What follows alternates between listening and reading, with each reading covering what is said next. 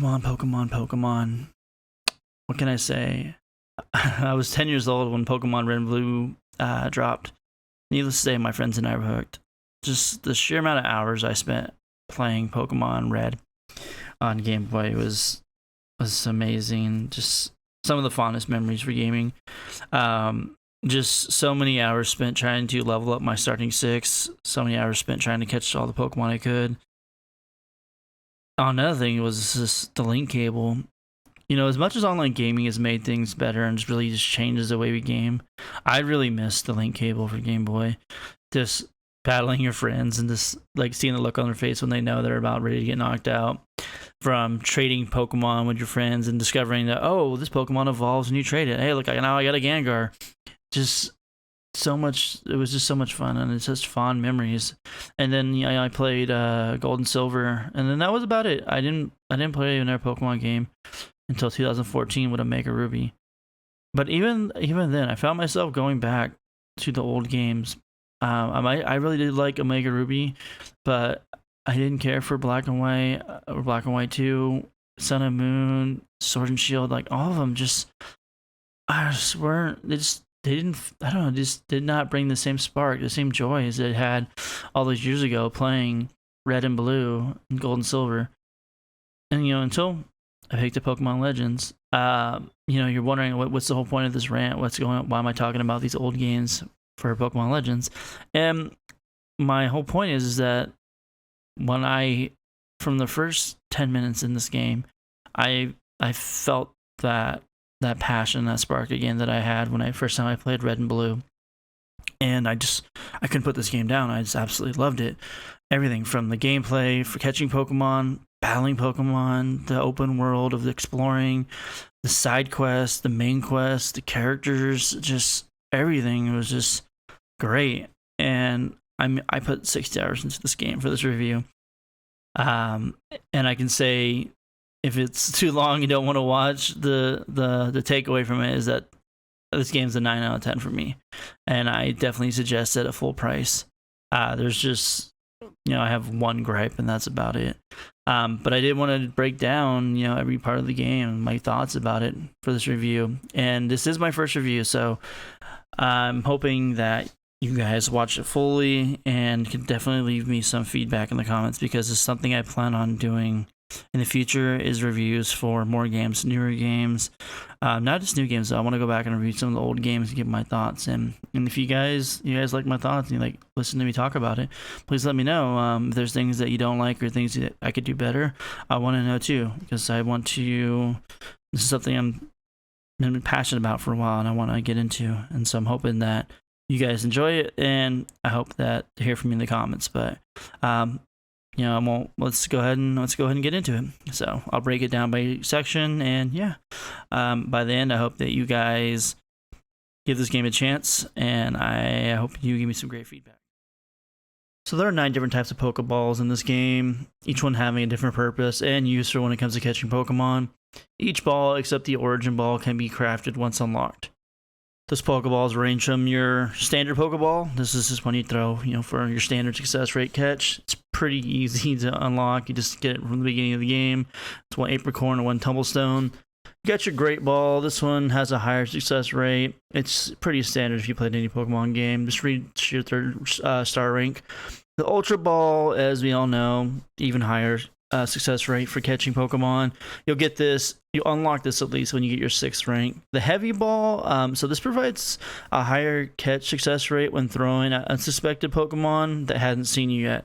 The Heavy Pokeball and the Lead-In Pokeball, both of these pretty much being the same thing. One just being an upgrade of the other. I don't know, I never really had much success for this because you have to get super close because they don't go very far when you throw them. And I don't blame it. It's hella heavy. You look at it, looks like a big old weight. You got the Gigaton Ball. It's just pretty much the final upgrade of the Heavy Ball. And you can get this when you reach star rank 7. Once again, I didn't really use this. Your Feather Ball, this one provides a high success rate for catching nimble or flying Pokemon. You usually use this for Pokemon that are flying in the air, and not necessarily Pokemon like bird Pokemon are just flying on the low, like, on the ground, but like Pokemon you see actually flying in the sky, and you have to throw a Pokeball to actually catch them. Like the other balls, this has 3 different versions. The wing ball is an improvement, higher success rate, and then you have the jet ball. The jet ball is really fun to use. I had a lot of success catching flying Pokemon with this. And then finally, the last one being the Origin Ball. This is like the equivalent of a Master Ball, except that it can't be crafted. You get one, and it has to be used on a certain Pokemon towards the end of the game. So it's pretty cool, but that's pretty much it. Like I said, your Pokeballs in this game are pretty standard. Your Pokeball, Great Ball, Ultra Ball, all ones that we've seen before in other Pokemon games. The new ones being a heavy lead-in and Giton Ball. Like I said, they actually work really well if the Pokemon hasn't seen you yet. Just getting to throw it at them close enough, at least, is pretty difficult. Like I said, it barely goes anywhere when you throw it. When it comes to catching Pokemon, there are a few different ways you can approach this. My personal favorite being throwing fruit behind the Pokemon, having it turn around, and then hitting it in the back to cause a back strike. When you get close enough to a Pokemon, you'll see these extra parentheses around them. Holding the left trigger will lock onto them, but it'll also bring up a summary about them. You'll see their level, their research level. If you've never caught them, let's say unobtained, so you won't see a research level, of course. And then you also see the sex of a Pokemon. One method is hiding in tall grass. So when crouching in tall grass, you'll see the sound start to dim, and also kind of like a little bit of like a black around the screen, kind of letting you know that you're hidden in the grass and the Pokemon won't notice you. As long as you don't bump into them, if they're in the grass with you, they won't notice you. I do suggest moving slowly as you get closer, as there is a noise factor. If you're crouched at full speed, you will make more noise than if you're moving slower at crouch. Also, when aiming, you will be visible. It didn't happen a whole lot, but when I was trying to catch some alpha Pokemon and some higher level Pokemon, when I went to stand up to throw the ball, they saw me and immediately charged. So keep that in mind, that you're hidden while in the grass, but as soon as you go to aim, you technically do stand up a bit and you are visible. Throwing fruit is a very good strategy as well, especially with higher level Pokemon. So they'll drop their guard because they'll actually be eating the fruit, and you'll see these arrows over the Pokemon, and usually like they'll be red right off the bat if they're especially a strong Pokemon, or if they've noticed you once and now you're back again.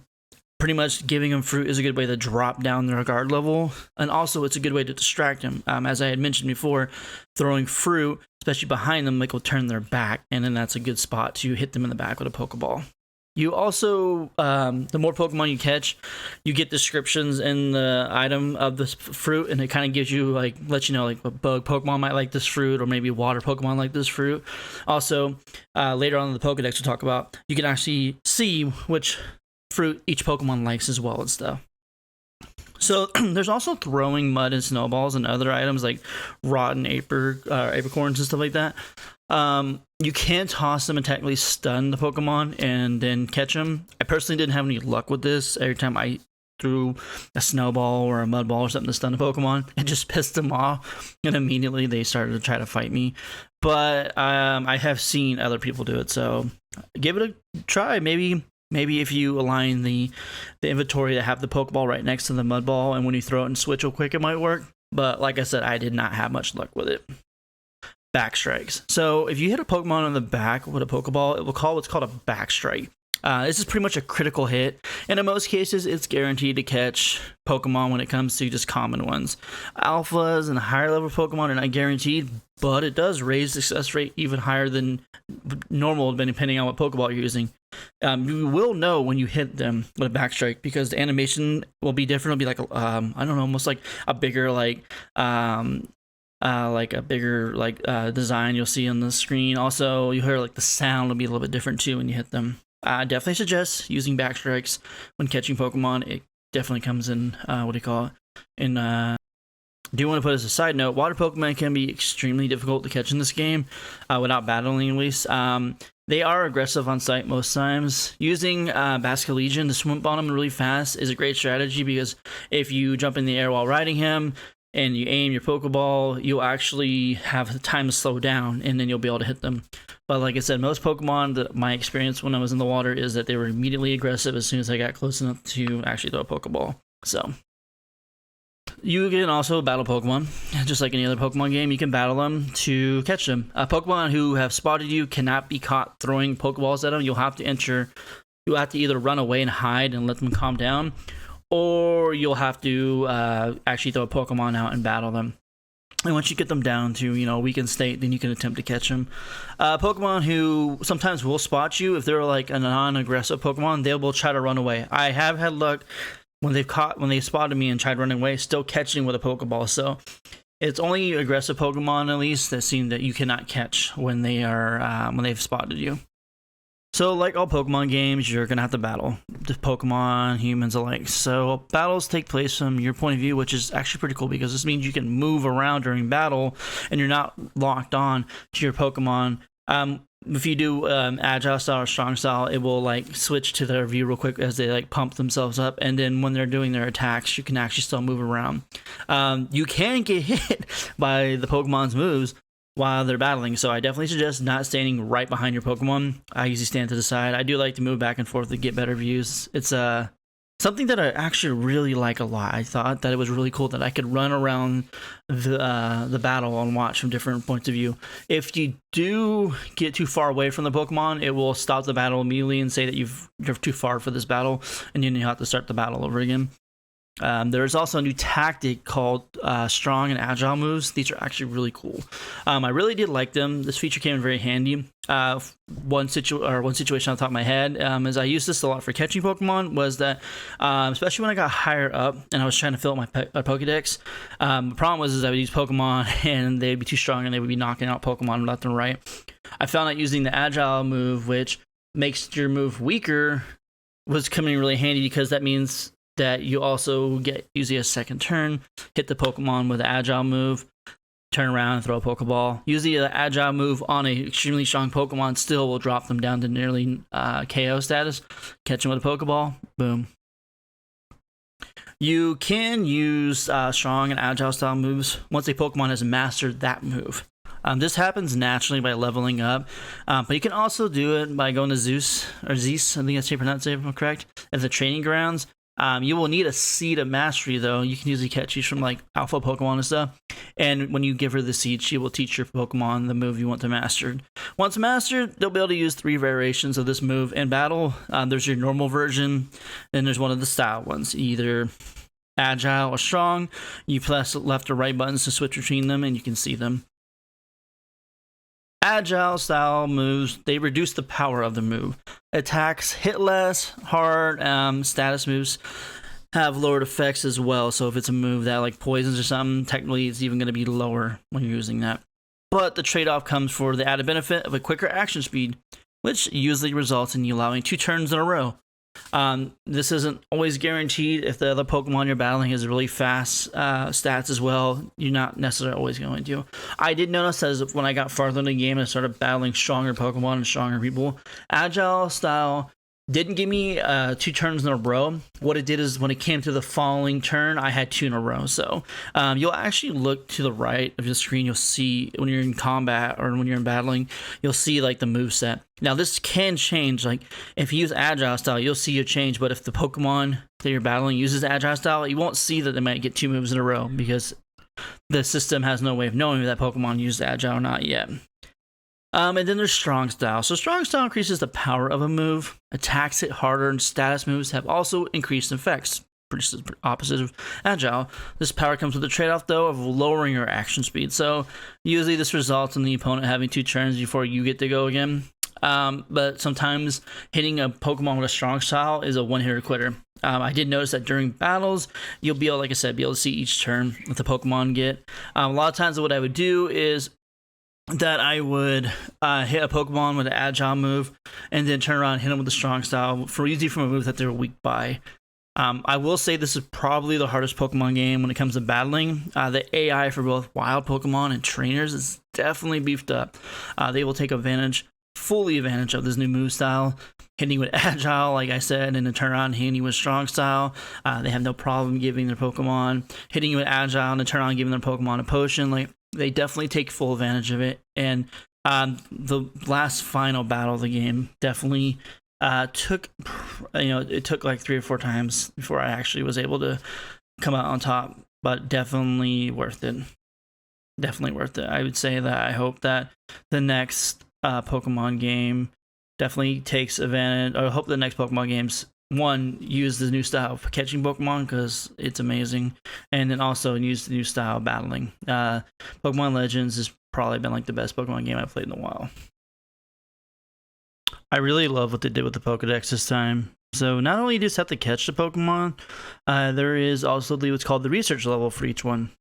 Just varies depending on each task. So when you look at the Pokedex and you're looking at a certain Pokemon, you'll see there's what's called a research task tab, and then it will have different things. Most Pokemon have like some of the same tasks, but each Pokemon has its own different one.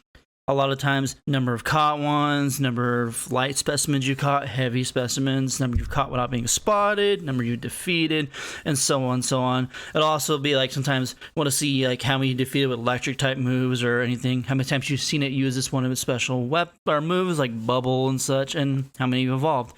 When you look at the Pokedex too, you'll also see usually 3 have red arrows. So in order to get to research level 10, normally those 3 have to be leveled up completely. Also, one thing that I found out a little bit later in the game, when you're catching these Pokemon and you're getting these things done, it won't actually update the Pokedex or won't even show it until you actually speak to the professor, who's usually at the camp. Once you speak to him, then it'll actually update it. So if you're like doing all these research tasks and you're wondering like why it's not updating or why it's not telling you this is level 10 when you've already done what you need to, just go back to the professor and speak to him. In order to get the very true ending of this game, you will have to catch, I believe it's 243 Pokemon if I'm correct. You'll have to catch them all. So you're going to want to keep track of that. What's kind of nice too is looking at the Pokemon. They also have a map on it that tells you where you can find them on the different locations in the region. Also, it will tell you certain things like what kind of fruit they like and stuff. They just did such a great job with the Pokedex this time. Another thing I hope they take forward to future Pokemon games. So this game has kind of what their version of a dungeon. It's called a space-time distortions. Pretty much you'll get a notification, and then you also can look on the map and you'll see them to be a dome. You'll see it from a distance too when you're flying to it. It'll be this purple dome with lightning going off in it. You'll go ahead and jump in there, and about maybe like a minute or two after, depending on if you got in there right at the beginning as it appeared, you'll start hearing or see lightning strike. And every time the lightning strikes, it will drop really rare items, star pieces, stones to evolve your Pokemon, other special rare items that you can only get from the merchant in the town square, but also hella strong Pokemon show up in here. And this is something I definitely suggest going for grabbing strong alpha Pokemon, alpha Pikachus, alpha Raichus, and stuff like that. But not only that, there's Pokemon that only appear in the space-time distortions. So I definitely suggest if you're trying to go for the Pokedex that you jump and do these as soon as possible, because if I'm correct, there's at least like 2 or 3 Pokemon that only appear in them, and it was a little bit of a grind to find them because I didn't realize that until later on in the game. But I did like this aspect a lot. It was a lot of fun. It was fun like finding really strong Pokemon, fighting really strong Pokemon, but not even that, just finding these special like the rare items, because even if you don't use them to evolve your Pokemon, selling them at the store was a good way to get a ton of money as well. So if you get a notification that space-time is showing up, go ahead and start heading towards it. So in this game, you'll become a member of what's called the Survey Corps, and you'll get exciting rewards. So there is no gyms in this game, so you don't get badges like you would in traditional Pokemon games. You get to unlock stuff and also get to command higher level Pokemon by getting higher ranks in the Galaxy Star, so the Galaxy team. So these are in terms of stars. So your star rank becomes, you become a higher ranking member of the Survey Corps. This lets you do things like craft better items. Also, like I said, to let you command higher Pokemon. Pretty much the way to actually level up is by completing tasks in the Pokedex. Also by catching Pokemon in the Pokedex as well. I didn't see any like rankings go up in terms of like completing quests and stuff, but like I said, catching Pokemon and stuff was a way to move up the ranks. pretty much, I mean, like I said, it's kind of like the badges. Star rank 1, all level Pokemon 20 or higher will obey you. You'll get the heavy ball, and you'll get a revive recipe. When you reach rank 2, level 30 Pokemon, you also unlock a new area, the Crimson Mirelands. And that's one thing I want to bring up too, is that in order to get to the different regions, you have to also rank up. You also get the Feather Ball and the Super Potion. And you kind of get it from there. Rank 3, level 40, rank 4, level 50. I won't go into all the ranks because, like I said, you're going to want to play the game. But you just check the Pokedex and see, what tasks you have left to do for each Pokemon. Go for it. So what this kind of was cool in my opinion, because it kind of gave it an open world filter, right? Because I didn't have to just necessarily go to every single area and find the gym and such. I could just level up a ton if I wanted to in the first level, the Obsidian Fieldlands, and then eventually start going to the other places, making it necessarily a little bit easier for me when it came to my Pokemon battling others. How you choose to go about this is completely up to you. You will know that even some like the beginning areas, you can't reach everywhere because you don't have all the mounts you need and stuff. But yeah, I did like this. Did I miss like traditional gyms? Yeah, I did, but it made a lot of sense in this game. Like, it's supposed to be back in the ancient times of Pokemon. Why would there be Pokemon gyms when most people are afraid of Pokemon? So I felt like this was a really cool way to get around that and also give it more of an RPG feel. So there are boss battles in this game. There's 5 boss Pokemon, pretty much. They're called noble Pokemon, and they belong to different regions, and some belong to the Pearl Clan, some belong to the Diamond Clan. There's more detail than that, but they're tied directly into the main story, and I'm not trying to give too many spoilers away when it comes to that. The point of this review wasn't necessarily to spoil the story for you guys. It was just to give my thoughts and, reasons why you should be playing it, especially if you're a Pokemon fan. I will say that my favorite battle was probably the Electrode battle. He's the Lord of the Hollow.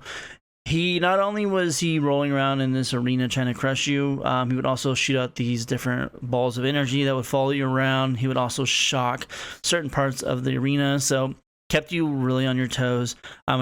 You can use Pokemon to battle them, but really how you defeat them is at least quell their frenzy, because they got struck by the lightning that was coming through the space rift that you flew through, and when it struck these noble Pokemon, it put them into a frenzy, and so they're just going around destroying different parts of the area, putting the people of those clans and also even in the main village in danger. So that's the whole reason why you have to go and fight them.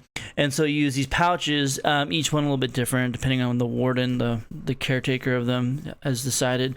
Some of them favorite foods, some stuff that calms them down, but they're in these pouches. And so you throw and you have an unlimited number, by the way, but you throw these pouches at the Pokemon during the battle, and you'll see like their life bar going down. You can use Pokemon though to battle them, and what the benefit of this is that you'll actually, as long as you KO that Pokemon without all your Pokemon getting KO'd, they'll be stunned for, I think, like 30 seconds. It's a pretty good amount of time, and definitely if you wear them down and then KO them and stun them and then go ahead and continue, you should be able to finish up the battles. But they're definitely not a walk in the park. The first one was pretty simple. He wasn't anything. The Lord of the Woods wasn't really any challenge. None of his moves were really that hard to dodge.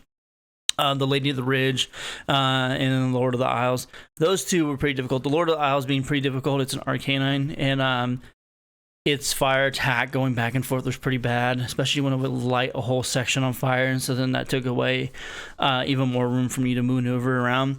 But overall, I definitely enjoyed this. I thought it was really cool and really a lot of fun. And like I said, I'm not going to go too much into each individual battle because they are connected to the main story, but I definitely think you will enjoy the battles. There are also 5 Pokemon that you can ride for different features and stuff, and you get these from the 5 different wardens. That being Weirder, he's a really cool one. He's the first one you get. This allows you to travel great distances by riding on his back. He also can jump good distance too. Really good for climbing up mountains and hard to reach places that require jumping. Your Solinda, or Luna, I think I'm pronouncing it pretty wrong. He's a bear Pokemon. He can sniff out treasure buried in the ground. This is great for finding, special and rare items. There's also going to be a side quest where you're going to have to use him to actually find someone who's lost in the woods. Basket Legion, really cool again. Allows you to ride in the water really fast. This Pokemon is the only one out of them that actually also lets you catch Pokemon from its back. If you jump in the air and then hit the aim button with the Pokeball, it actually slow down time too, being able to catch Pokemon in the water. I found catching Pokemon in the water easiest was using Basket Legion. You got Sneasler. I hope that I pronounced that correct too. This Pokemon allows you to scale walls and climb up different sides of the mountains. It's actually kind of cool because if you're falling or if you're going against a mountain and you just press A, you'll automatically switch to it and then you'll start climbing the mountain. And then finally, lastly, is Bravery. This flying Pokemon. This is really good too because you can go over large distances really fast in the air. Only problem is that there's no way to keep flying up. So once you start the flying sequence, they'll start to slowly glide down. You can also dive bomb if you want, but it will slowly start to dive or start to fall towards the ground. So unfortunately, there's no way to fly higher. So normally, if you're able to find like a high, especially if you want to fly a great distance, if you can find a really tall mountain or a tall building, summon Bravery from there, and then you have a lot of distance of flying. Overall, I found this really good, really cool. I like the different mounts. They definitely help, especially with this being each area of the region being somewhat of an open world. Trying to run across them on your own 2 feet was going to take a while. So I'm glad that they introduced these, and I'm really happy that each one has its own special power, its own certain things. I found that using Bravery to dive bomb from the top onto a Pokemon was really cool. Also, it was really fun. For instance, when I was trying to catch some of the legendary Pokemon that would run away from you and then throw projectiles at you, stopping you from getting to them, I found that using the flying method of flying over them, dropping down right behind him, and hitting with that Pokeball to initiate the battle was a really good strategy. But like I said, there's different strategies for each one, and they all have their place. Only one I didn't really find myself using too much was the treasure one. Towards the end of the game, I was doing more treasure hunting, but I really did not use that mount all that much in the game. So the story, where to start? First off, this is probably one of the better stories when it came to Pokemon. It's I played Gold and Silver, Red and Blue, and then I didn't play or Sapphire or Ruby until the remakes came out. So I didn't really care too much like Sword and Shield story, and a whole lot like Sun and Moon were not that great for my opinion. This one it definitely kept my attention. It was exciting, it was entertaining, the dialogue was great, the tension was fun. It was such a good story, and I definitely recommend it. I'll give you a 30,000 foot look of the story because, like I said, I don't want to get too deep into it. I really want people to play it. But pretty much, you start the game, you're in space, and you have a mysterious voice talking to you. Answer some simple questions that you normally would get from your Pokemon games, and then it drops you through this space rift into this ancient land, pretty much back in time. And so you start the game out waking up on the beach, and the professor of the area comes and finds you. And his Professor Labyrinthine, I believe his name was. He's a really cool guy. He's got a funny looking hat. He's pretty much here to help the Galaxy team complete the Pokedex and make understand Pokemon better. So he takes you to the village, and everyone is just like super worried of you. Like, they don't trust you. I mean, it kind of makes sense. You did fall through the sky. You're dressed completely different than anyone else, and really, like, no idea why you're here. You start by talking to the captain of the Survey Corps team, and they pretty much put you through a challenge of having to catch 3 Pokemon in the Obsidian Fields in order to prove yourself. And if you can't do this, then they say they'll kick you out. Pretty harsh. It's actually was a little funny. I was thinking about it. You do get to start a Pokemon from Professor Laverton. He starts out the whole like training and tutorial by having you help him catch the 3 Strider Pokemon right off the beach. It was a cool little fun tutorial. I liked it. I considered pretty much everything tutorial until you got your first rank star. From there on, there are 2 clans. There's the Pearl Clan and the Diamond Clan, and really, you're trying to keep the peace between them, as well as trying to earn trust of the Galaxy team. The Galaxy team is new to the area. They're not from here. They came here to build a home and make life better. But in this game, most people are afraid of Pokemon, especially in the village. Jubilee Village, I believe it's pronounced. They're afraid of Pokemon. They're scared to death of them. The Pearl and the Diamond Clan people are not. They use Pokemon, but the Galaxy team is. And pretty much the story revolves around you just trying to settle or calm down these frenzied noble Pokemon. And it's just a really good story. I liked the different characters from each clan. I liked the characters in the village.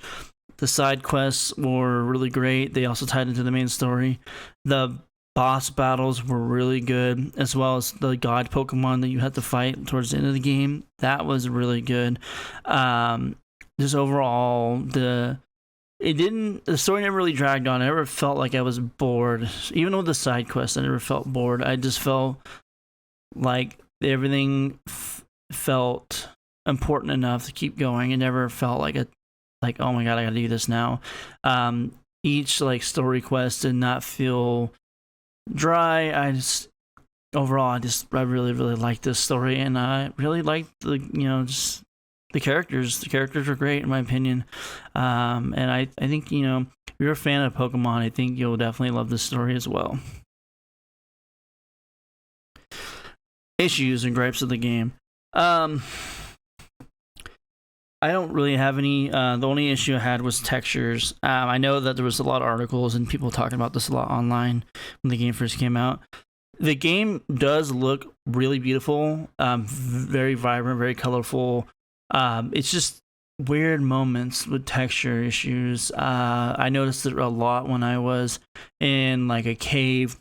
I would have like this weird white outline of my character, and at first I thought maybe that was how it was designed, but I was the only one that had it. No one else had it, and also it wasn't like the outline went around my whole character. There was spots missing, and it was just super weird. I noticed that flying Pokemon, or even Pokemon swimming, if I was seeing them from a distance, pretty far away, it was like they were skipping frames.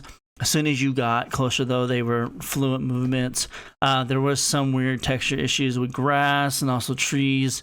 It was just, I'm not sure if it's something with like the developers didn't patch this correctly.